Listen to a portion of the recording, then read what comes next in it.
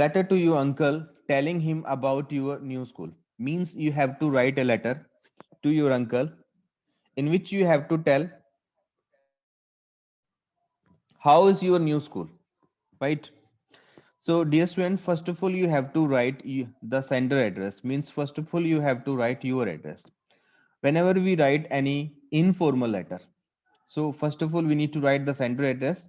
जब कभी हम इनफॉर्मल लेटर्स लिखते हैं जैसे अपने अंकल को लिखते हैं, अपने ब्रदर को लिखते हैं, सिस्टर को लिखते हैं, फ्रेंड्स को लिखते हैं, किसी और रिलेटिव्स को लिखते हैं, तो सबसे पहले हमें सेंडर का एड्रेस लिखना होता है, यानी कि जो वो लेटर को भेज रहा होता है उसका एड्रेस लिखना होता है, right? So here first of all sender address is written 10 Naya Bazaar Meerut Cantt. After that we have to leave one line. उसके बाद हमें एक लाइन छोड़नी होती है. April 4, 2018 today's date you have to mention here. आपको आज की डेट मेंशन करनी है. After that again you have to skip one line. आपको फिर एक लाइन छोड़नी है. Then you can write here my dear uncle, right. So again, I make you understand. First of all, you have to write the sender address. After writing the sender address, you have to skip one line. Then you have to write the today's date. Then you have to write. Then you have to leave one line. Then you have to write my dear uncle.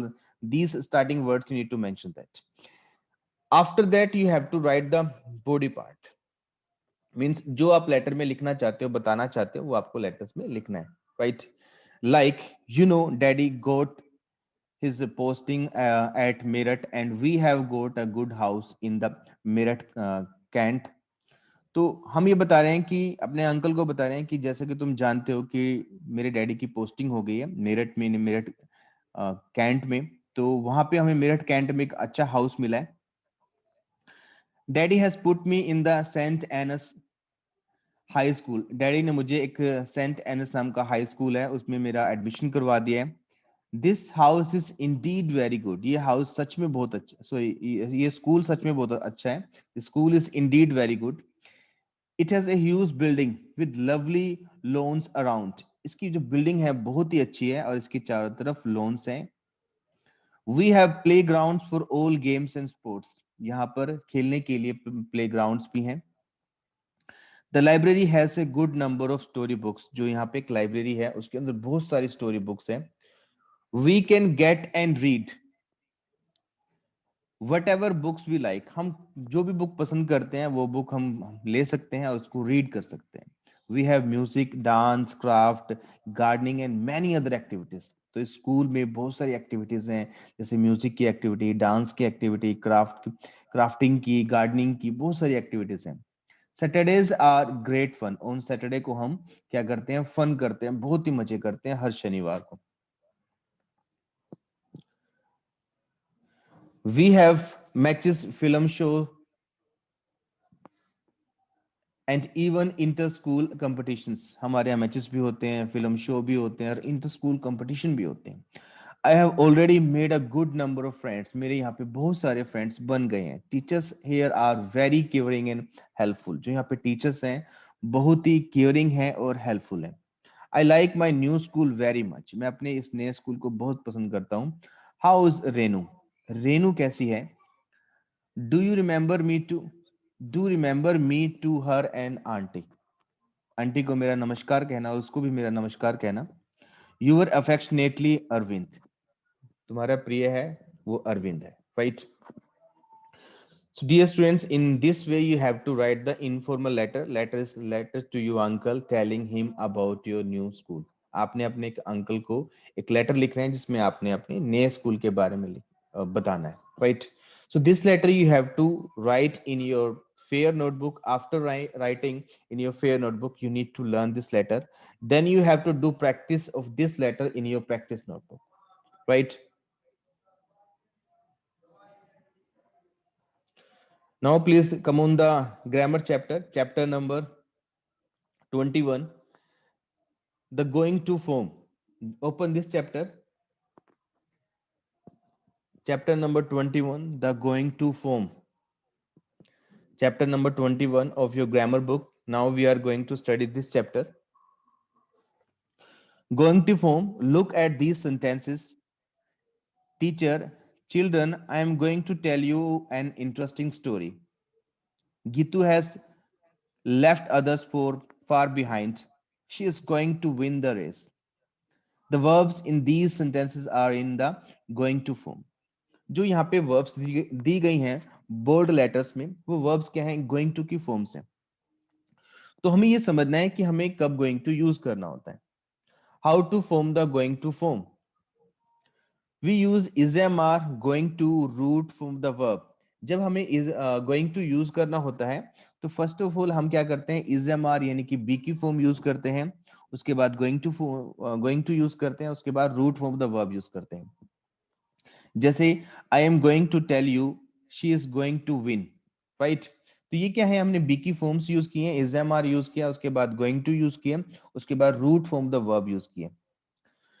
Where to use the going to form. अब हमें ये समझना है कि हमें going to कहाँ पे use करना चाहिए. अब हमें ये तो समझ लिया कि गोइंग टू से पहले हमें इज एम आर लगाना है और गोइंग टू के बाद हमें रूट फॉर्म लगानी है, वर्ब की पहली फॉर्म लगानी है. अब हमें ये समझना है कि क्या बात देखें, क्या कंडीशन देखें, क्या सिचुएशन देखें, हमें पता लगे कि हमें गोइंग टू का यूज करना है. The going to form expresses an actions that will take place in the near future. We use this form when we intend doing something in the near future.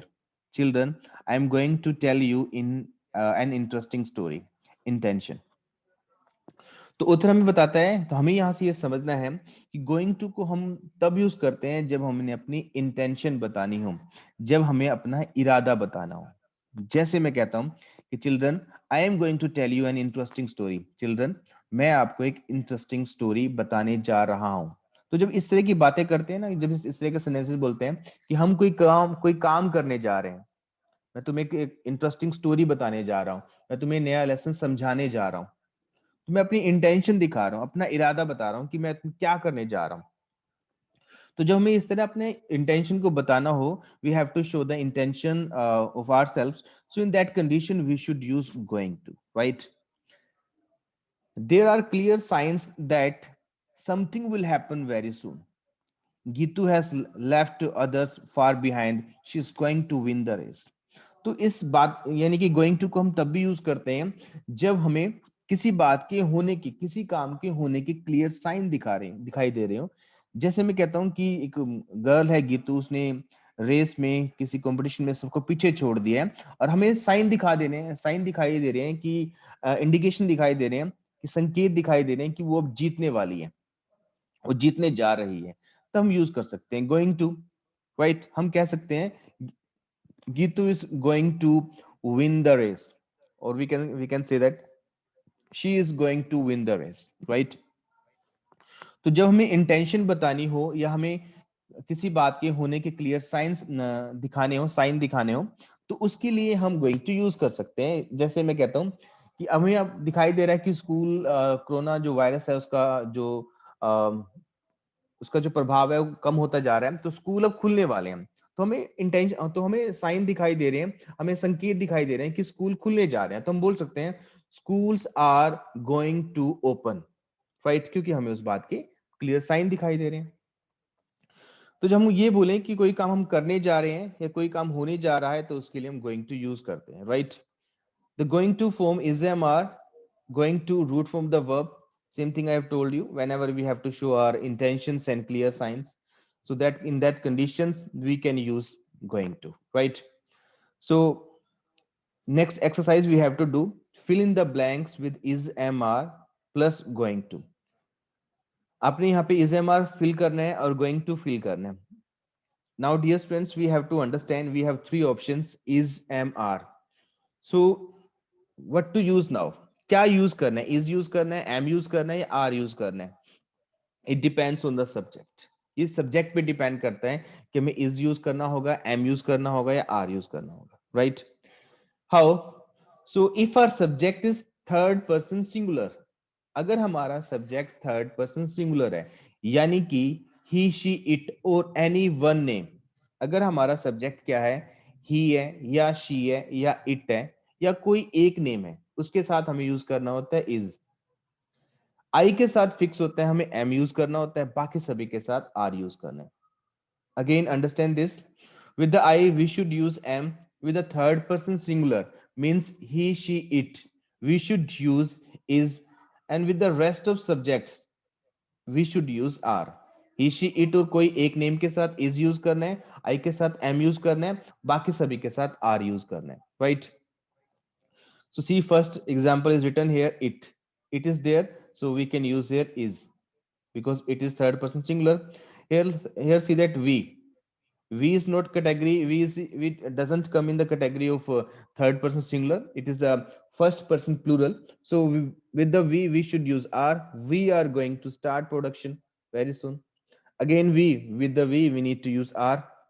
It is, there is going to be a drought, so we need to use is here because our subject is third person singular, right? So in this way you need to do this exercise. You can take the screenshot of this.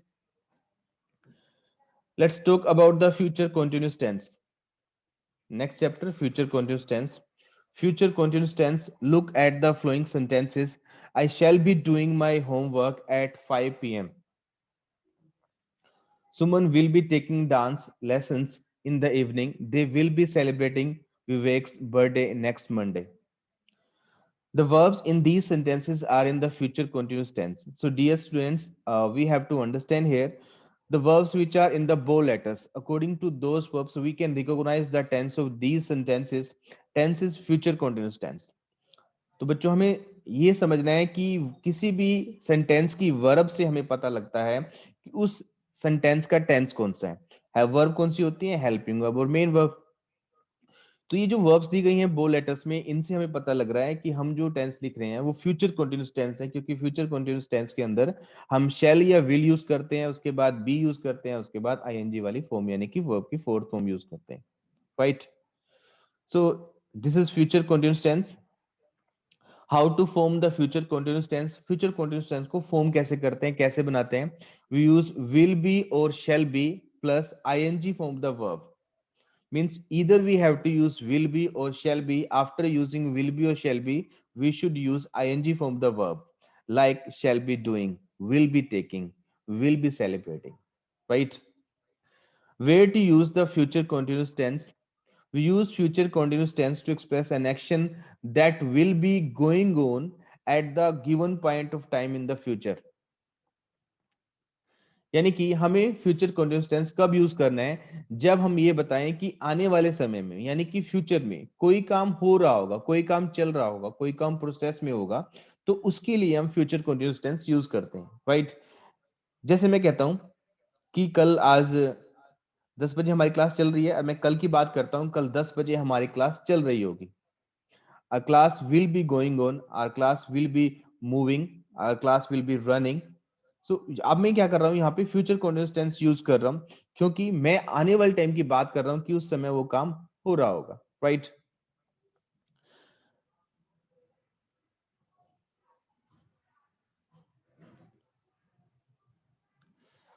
Eight this time tomorrow he will be flying to Paris. तो इस अब हम बता रहे हैं कि कोई person के बारे में बात कर रहे हैं कि इस समय कल इसी समय वो पेरिस के लिए फ्लाइंग कर रहा होगा, उड़ रहा होगा, right? So it means like we are talking about the future and the work will be going on. तो उस समय वो काम चल रहा होगा, उसके लिए हम क्या यूज कर सकते हैं? फ्यूचर कंटीन्यूअस टेंस यूज कर सकते हैं। Future continuous tense, an action that will be in progress at a given point of time in the future. Future के किसी टाइम में वो काम चल रहा होगा तो उसके लिए हम फ्यूचर कंटीन्यूअस टेंस यूज कर सकते हैं। fill in the blanks with the future continuous tense of the verbs in the brackets। तो यहाँ आपने यहाँ पे future continuous tense आपने fill करना है, जो verbs bracket में दी गई हैं उनको यूज करके। It's a very simple, we need to use will be after that, fourth form of the verb means ing form of the verb। हमने will be यूज करना है, सभी सब्जेक्ट के साथ हम will be यूज करेंगे और बाकी मेन वर्ब की हम फोर्थ फॉर्म यूज करेंगे। It's a very simple, I will be working hard next year. Star Cricket will be showing all the matches live. I am sure she will be waiting for me। तो जो words bracket में दिए गए हैं उनको use करना है, future continuous tense बनाना है और उसमें हमें उसकी हेल्पिंग वर्ब फिल करनी है जो क्या है, will be, right? We should not go to him late at night, he will be sleeping। Soon we will be leaving for Jaipur। May I have your attention, please? We will be landing at the IGA airport for in 5 minutes. Tomorrow at 7, the Prime Minister will be hoisting the national flag at the Red Fort. She has just taken a cup of tea. She will be having breakfast later. When we reach the stadium, our team will be playing a practice match. We will be going to Shimla in our Wagner. Right? So these in all the sentences we should use future continuous tense. The formation of future continuous tenses will be plus ing form. It's very simple. Come on the next chapter. Can, may, should, must. So dear students, these are called modal helping verbs. हम इनको बोलते हैं modal helping verbs. Can, may, should and must. Modal helping verbs. What are the modal helping verbs? We have to understand this. Modal helping verbs different moods को show करने के लिए use की जाती हैं. जिस तरह हम टेंस फॉर्म करते हैं helping verbs को यूज करते हैं, उसी तरह हम modal helping verbs को यूज करते हैं. कैसे यूज करते हैं? Let's understand. Can and can't and cannot. Can suggest ability. India can win this match easily. Can't suggest absence of ability. I am tired. I can't continue work in this manner. Can is used to ask for or give permission in a friendly or informal manner. Can I keep this book a little longer? I find it very helpful. You can keep it as long as you like. I don't need it now. So dear students, here we have to understand, first of all, we have to understand the use of can. हमें यहाँ पे can का use सीखना है. Can को हम कहाँ पे use करते हैं? So basically we use the can to show the ability in present tense. जब हमें present के अंदर ability को show करना हो, हमें अपनी वर्तमान जो अभी हमारे अंदर ability है, यानी कि क्षमता है या ताकत है, वो ताकत किसी भी तरह की हो, फिजिकल ताकत की बात हो, क्षमता की बात हो, मेंटल पावर की बात हो, फाइनेंशियल पावर की बात हो, किसी भी तरह की ताकत की बात हो, एबिलिटी की बात हो, पावर की बात हो, तो हम कैन यूज करते हैं. जैसे मैं कहता हूं India can win the match easily, तो इंडिया जो इजली यानी कि मैच जीत सकती है, हम ये बता रहे हैं इंडिया के अंदर ये कैपेबिलिटी है, ये एबिलिटी है. राइट? तो जब हमें एबिलिटी बतानी हो हम कैन यूज करते हैं. जब हमें अब्सेंस ऑफ एबिलिटी बतानी हो, कि हमें जब ये बताना हो कि कोई पर्सन वो काम नहीं कर सकता, तो हम कैन नॉट यूज करते हैं. जैसे मैं कहता हूं कि वह बहुत तेज दौड़ सकता है, he can run very fast. अब मैं कहता हूं कि वह बहुत तेज नहीं दौड़ सकता है, he can not run very fast. तो जब हमें एबिलिटी बतानी हो, अब या एब्सेंस ऑफ एबिलिटी बतानी हो, तो हम कैन या कैन नॉट को यूज करते हैं. Second use of can is used to ask for the give, ask for or give permission. जब हमें किसी को परमिशन देनी हो या लेनी हो, तो तब हमें कैन यूज कर सकते हैं. जब वो परमिशन इनफॉर्मल हो, फ्रेंडली हो, यानी कि जब आपने ऐसे पर्सन से परमिशन लेनी हो जिसके साथ आपके रिलेशन फ्रेंडली हो, फॉर्मेलिटी ना करनी पड़ती हो, वो जो रिलेशन होते हैं वो इनफॉर्मल बन जाते हैं, तो वहां पे आप कैन को यूज कर सकते हो परमिशन लेने के लिए और देने के लिए. जैसे आपने अपने फ्रेंड से कोई चीज मांगते हो, अपने भाई से या बहन से कोई चीज मांगते हो, या उनको कोई काम करने की आप परमिशन देते हो, तो वहां पे कैन यूज कर सकते हो. जैसे अपने भाई से कोई चीज मांगते हो, आप कहते हो कि क्या मैं तुम्हारा पेन ले सकता हूँ, आप बोल सकते हो can I take your pen, can I take your mobile. फिर आपके भाई ने आपको परमिशन देनी है कि हाँ आप ले सकते हो, तो वो बोल सकता है yes you can take my mobile, you can take my pen. तो जब हमें परमिशन लेनी हो, वो परमिशन इनफॉर्मल हो, फ्रेंडली हो, तो कैन को यूज कर सकते हैं. जैसे can I keep this book little longer, I find it very helpful. You can keep it as long as you like, I don't need it now. क्या मैं तुम्हारी बुक ले सकता हूँ थोड़ी देर के लिए और, क्योंकि मुझे ये बहुत ही हेल्पफुल लग रही है. तुम इसे रख सकते हो जब तक तुम चाहो, मुझे इसकी जरूरत नहीं है. राइट? तो परमिशन लेने के लिए हम कैन को यूज कर सकते हैं जब वो परमिशन इनफॉर्मल हो, और एबिलिटी को शो करने के लिए भी हम कैन को यूज कर सकते हैं. Complete this sentence using can और can not and a suitable verb taken verbs from the box below. तो जो बॉक्स में वर्ब्स दी गई हैं, इनमें से वर्ब्स यूज करनी है हमें, और इनमें से वर्ब्स यूज करके हमें यहाँ पे कैन और कैन नॉट को फिल करना है. कैन तब फिल करना है जब हमें बताना हो किसी के अंदर वो काम करने की एबिलिटी है, क्षमता है. कैन नॉट तब यूज करना होता है जब हमें बताना हो कि उसके अंदर वो काम करने की एबिलिटी, क्षमता नहीं है. जैसे we can not see the stars in the daylight, daylight के अंदर यानी दिन के अंदर हम स्टार्स को नहीं देख सकते हैं, तो हमें एब्सेंस ऑफ एबिलिटी को शो कर रहे हैं, हम बता रहे हैं कि वो काम हम देखने का नहीं कर सकते, तो हम यहाँ पे यूज कर रहे हैं can not. Can you lend me your camera for a day, क्या तुम एक दिन के लिए मुझे अपना कैमरा उधारा दे सकते हो, right. I can help you complete your project if you like, मैं तुम्हारी हेल्प कर सकता हूं तुम्हारे प्रोजेक्ट में अगर तुम्हें ये बात पसंद है तो। Mama says she can not read a newspaper without spectacles, she needs to consult an eye specialist, वो एक्टिव सॉरी स्पेक्टिकल्स के बिना न्यूज़पेपर नहीं पढ़ सकती है, हमें डॉक्टर से कंसल्ट करना चाहिए। Mrs Roy is not working anywhere, Miss Roy का भी कहीं भी काम नहीं कर रही है। She can join the school immediately, वो इमीडिएटली स्कूल को ज्वाइन कर सकती है। It is very deep river, we can't cross it without a boat, ये बहुत डीप रिवर है, बहुत ही गहरी रिवर है, हम इसको बिना रिवर के क्रॉस नहीं कर सकते हैं। Can you suggest any other route to the railway station, क्या तुम रेलवे स्टेशन के लिए कोई और रूट सजेस्ट कर सकते हो।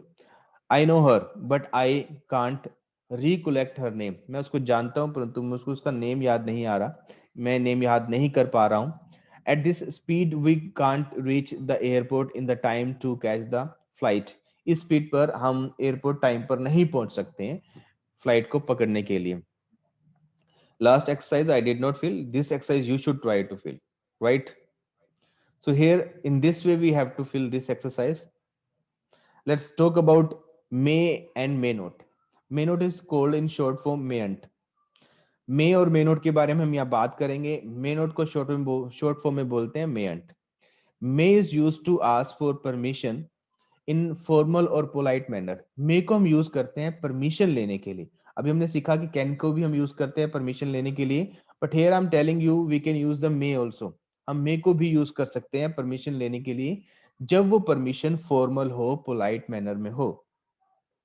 फॉर्मल का मतलब है कि जब हमें ऐसे पर्सन से परमिशन लेनी हो जिनके साथ हमारे रिलेशन फ्रेंडली, बहुत ज्यादा फ्रेंडली नहीं होते, जिनके साथ हमारे रिलेशन वैसे नहीं होते जैसे हमारे ब्रदर सिस्टर के साथ होते हैं, हमारे फ्रेंड के साथ होते हैं, तो वहां पे हमें औपचारिकता करनी पड़ती है, फॉर्मेलिटी करनी पड़ती है, तो वो रिलेशन फॉर्मल बन जाते हैं। जैसे हमें अपने टीचर से, अपने प्रिंसिपल मैम से कोई चीज मांगनी है, तो परमिशन मांगनी है, तो उसके लिए हम मे यूज करते हैं। जैसे मैं बोल सकता हूँ may I change my seat ma'am, कि मैम क्या मैं अपनी सीट चेंज कर सकता हूँ, तो मैं मैम से परमिशन ले रहा हूँ, तो वहां पे कैन नहीं यूज करना, मे यूज करना है, क्योंकि उनके साथ जो हमारा रिलेशन है वो फॉर्मल है। I can't see the board clearly from here, मैं यहाँ से बोर्ड नहीं देख सकता हूँ, तो क्या मैं अपनी सीट चेंज कर सकता हूँ। May is use to give permission और may not is use to deny permission in a formal manner, formal manner में हमें परमिशन लेनी हो या देनी हो या परमिशन के लिए मना करना हो, तो हमें मे या मे नॉट यूज करना चाहिए।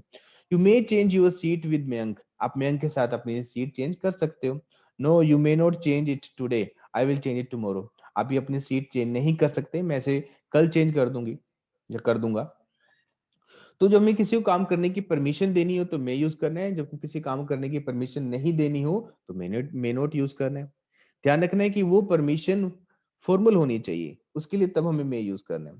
मे is use to give wishes और ब्लेसिंग्स, जब हमें किसी को विशेस या ब्लेसिंग्स देनी हो, किसी को आशीर्वाद देना हो, शुभकामनाएं देनी हो, तो उसके लिए हम मे यूज करते हैं। जैसे may all your desires be fulfilled, भगवान करे तुम्हारी सारी डिजायर्स, तुम्हारी सारी इच्छाएं पूरी हो जाएं। तो हम किसी के लिए विश कर रहे हैं, किसी को ब्लेसिंग्स दे रहे हैं, तो उसके लिए हम मे यूज करते हैं। जैसे हम बोलते हैं मे गॉड ब्लेस यू, भगवान तुम्हें आशीर्वाद दे, मे यू लिव लॉन्ग, भगवान तुम्हारी आयु लंबी करे, may you learn the English, भगवान करे तुम इंग्लिश सीख जाओ। So may is use to give wishes and blessings, wishes के लिए और ब्लेसिंग्स के लिए हम मे को यूज करते हैं। We use a mark of exclamation at the end of sentences, इस तरह के सेंटेंसेस के लास्ट में हम एक्सक्लेमेशन मार्क भी ऐड करते हैं, right? This is called exclamation mark, you can see here. Complete these sentences using may or may not and a suitable verb, take verbs from the box below. तो जो verbs दी गई हैं नीचे box में, इन verbs में से कोई एक वर्ब चूज करके हर एक सेंटेंस आपने फिल करना है और आपने मे और मे नॉट फिल करना है। Like may you live long, हम किसी को ब्लेसिंग्स दे रहे हैं तो इसलिए हमने यहाँ पे मे यूज किया है। Papa may I buy this computer game, it is so interesting, papa से परमिशन ले रहे हो कि पापा पोलाइटनेस के साथ कि मैं ये कंप्यूटर गेम बाय कर सकता हूँ, इट्स बहुत इंटरेस्टिंग है। You may skip this dance practice session if you are not feeling well. हम किसी को परमिशन दे रहे हैं कि आप डांस प्रैक्टिस को स्किप कर सकते हो, छोड़ सकते हो अगर आपको अच्छा फील नहीं हो रहा। May I take leave for leave of you now, क्या मैं लीव ले सकता हूँ अब? तो हम किसी से परमिशन मांग रहे हैं। You may leave if you are busy but we would be happy if you could stay a little longer. हम किसी को कह रहे हैं कि अगर तुम बिजी हो, तुम लीव ले सकते हो, तुम जा सकते हो। Happy birthday, may you enjoy good health all your life. हम किसी को ब्लेसिंग दे रहे हैं, किसी को विशेष कर रहे हैं कि उनको हैप्पी बर्थडे बोल रहे हैं और उसके बाद बोल रहे हैं कि आप अपनी हेल्थ, अच्छी हेल्थ को एंजॉय करो। May I borrow one of these story books. हम किसी से परमिशन ले रहे हैं कि इन स्टोरी बुक्स में से क्या मैं कोई एक स्टोरी बुक ले सकता हूँ। You may borrow one of them, तुम इनमें से कोई एक ले सकते हो। हम किसी को परमिशन दे रहे हैं। You may submit your project for Monday. हम किसी को परमिशन दे रहे हैं कि मंडे को तुम अपना प्रोजेक्ट सबमिट कर सकते हो। मे all you efforts your efforts be crowned by sorry with success। हम किसी को लिए blessings कर रहे हैं कि तुम्हारे जितने efforts हैं वो success हो जाएं, तो इसलिए हमने वहां पे may यूज किया है। Let's talk about should and should not and shouldn't। should और should not को short form में बोलते हैं shouldn't। should and shouldn't are used to give mild suggestion। जब हम किसी को mild suggestion यानी कि normal suggestion किसी को देना हो, ऑर्डिनरी सजेशन किसी को देना हो, सिंपल सजेशन किसी को देना हो, तो हमें शुड या शुड नॉट को यूज करना चाहिए। Right? How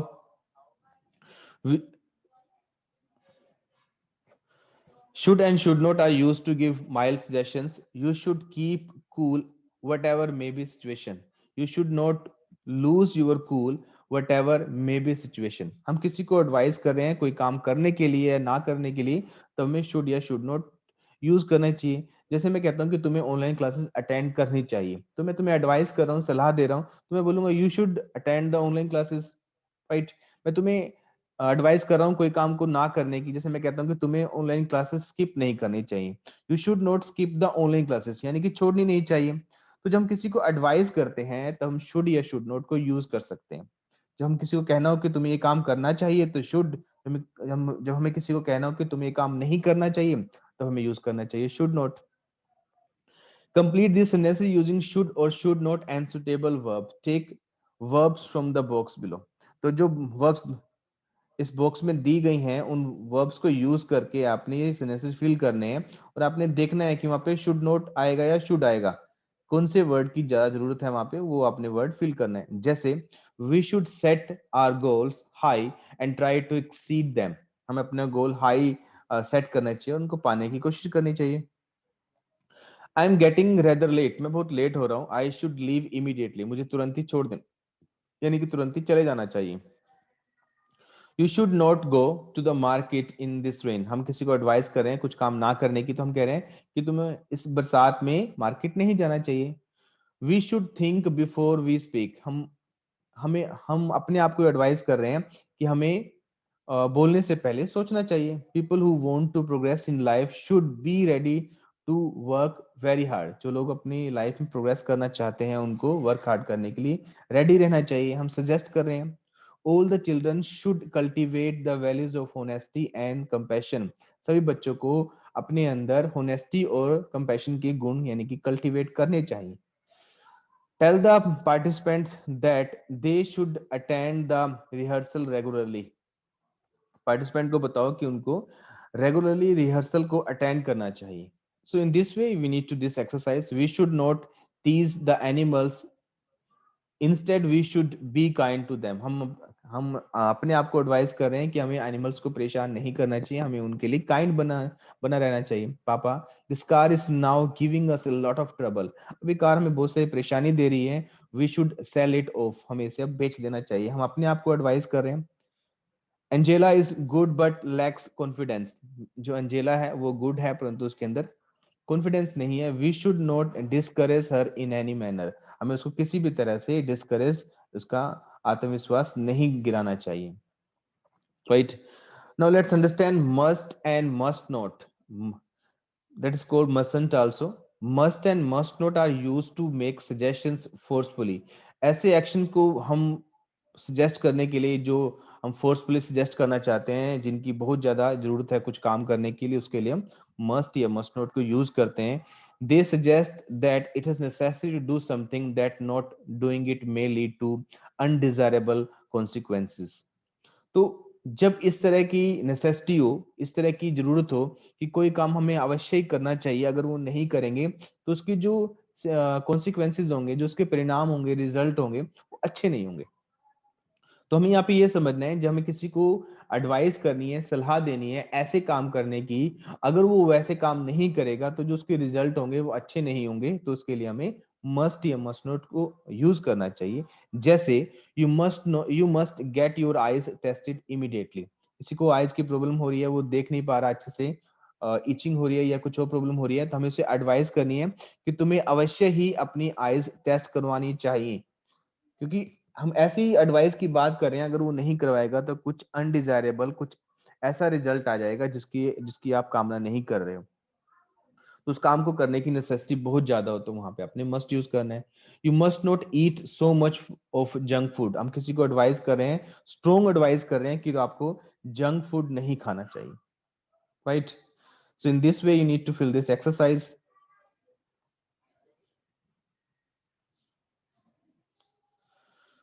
Complete these sentences using must and must not and suitable verb. Take verbs from the box below. तो आपने verbs लेनी है जो नीचे लिखी गई हैं.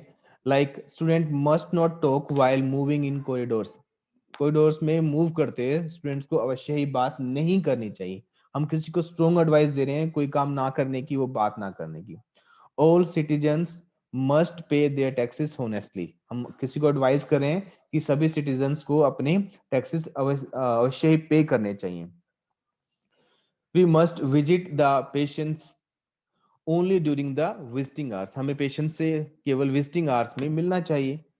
Those who want to succeed in life must be ready to face difficulties. ऐसे लोग जो अपनी लाइफ में सक्सीड होना चाहते हैं, सफल होना चाहते हैं, उनको डिफिकल्टी को फेस करने के लिए अवश्य ही तैयार रहना चाहिए. You must not make a promise if you can't fulfil. तुम्हें अवश्य ही वो प्रॉमिस नहीं करने चाहिए जिसको आप पूरा नहीं कर सकते हो. तो किसी को स्ट्रॉन्ग एडवाइस कर रहे हैं. Your grand mother must look after her knee joints well. आपकी ग्रैंड मदर को अपने नी ज्वाइंट्स का अच्छे से ध्यान रखना चाहिए. Flowers look good on branches, we must not pick them. Flowers जो हैं वो ब्रांचेस पे बहुत अच्छे लगते हैं, हमें उन्हें तोड़ना नहीं चाहिए. We must not board or get off a moving bus. हमें चलती हुई बस में हमें उतरना नहीं चाहिए या चढ़ना नहीं चाहिए. Each child must participate in at least 2 activities. सभी चाइल्ड को, हर एक बच्चे को कम से कम 2 एक्टिविटीज में अवश्य ही पार्टिसिपेट करना चाहिए. We must keep our prices reasonable if you want to increase our sales. हमें अपने प्राइसेस को रिजनेबल रखना चाहिए, सही रखना चाहिए, अगर हम अपने प्राइसेस इंक्रीज करना चाहते हैं, right. So this is all about this. Must note हमें यूज करते हैं स्ट्रॉन्ग एडवाइस के लिए. मस्ट और मस्ट नोट शुड यूज करते हैं जब हम किसी को जनरल एडवाइस देते हैं. जो एडवाइस नॉर्मल होती है उसके लिए हम शुड यूज करते हैं. मे को यूज करते हैं पोलाइट परमिशन लेने के लिए, वो परमिशन इनफॉर्मल हो, और किसी को ब्लेसिंग्स देने के लिए, आशीर्वाद देने के लिए मे को यूज करते हैं, राइट. कैन को यूज करते हैं जब हमें एबिलिटी को शो करना हो, ताकत को शो करना हो, क्षमता को शो करना हो, तो हम कैन को यूज करते हैं. मैं बहुत तेज भाग सकता हूँ, I can run very fast, right. उससे पहले हमने सीखा है विल बी को use, will B plus third fourth form यानी कि फ्यूचर कंटीन्यूअस टेंस को यूज करते हैं जब हम ये बताएं कि आने वाले समय में हम कोई काम कर रहे होंगे. जैसे कल 10 बजे मैं नेक्स्ट चैप्टर पढ़ा रहा होऊंगा, तो मैं आने वाले समय की बात कर रहा हूँ, मैं ये बता रहा हूँ कि उस समय में वो काम कर रहा होऊंगा, तो उसके लिए हम फ्यूचर कंटीन्यूअस टेंस यूज करते हैं, राइट. इसकी हेल्पिंग होती है विल बी और मेन वर्ब, वर्ब की फोर्थ फॉर्म. गोइंग टू मैंने बताया कि जब हम हमारी इंटेंशन हो कि हम वो काम करने जा रहे हैं, हमारे पास कुछ क्लियर हिंट्स हो कि हम कोई काम करने जा रहे हैं, तो उसके लिए हम गोइंग टू यूज करते हैं. जैसे मैं कहता हूँ कि मैं नया चैप्टर शुरू करने जा रहा हूँ, I am going to start a new chapter, right. So this is all about today. If you want to